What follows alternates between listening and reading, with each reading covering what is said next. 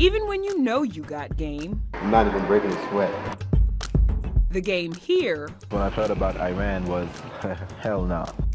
Gets complicated. I don't know what they talking about. And downright comical for American point guard Kevin Sheppard, the subject of the new documentary, The Iran Job. I like all the black people. You love black people too? Really? Everybody in Iran love black. You're my man. You're my man. After college ball in Florida, Sheppard played on pro teams around the world. Then in 2008, he was one of 13 Americans recruited by the Iranian Super League.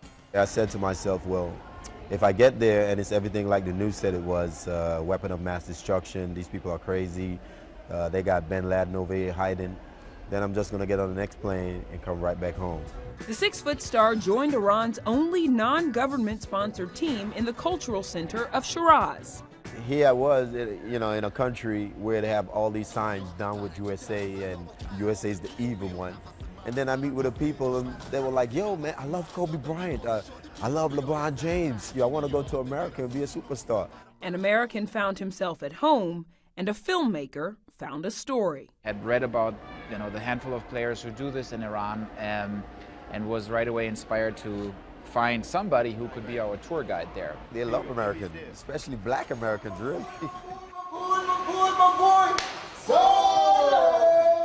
It struck me that these players could potentially be bridge builders. Bridge building wasn't this player's priority. Winning was. I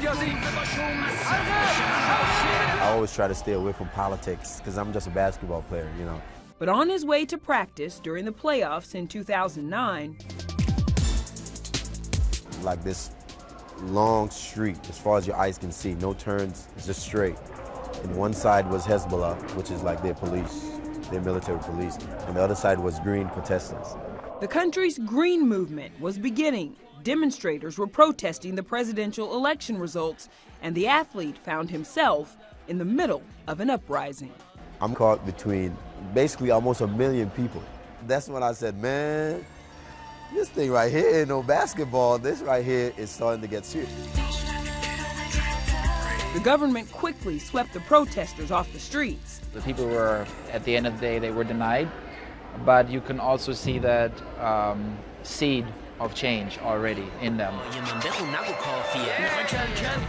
This story here needs to be told. To get it told, they put footage on crowdfunding site Kickstarter and raised more than $100,000 online from regular people worldwide to finish the film. The protesters may have been quieted, but a movie capturing their movement has been made possible by a point guard and the loud voice of the people. Nischelle Turner, CNN, Hollywood.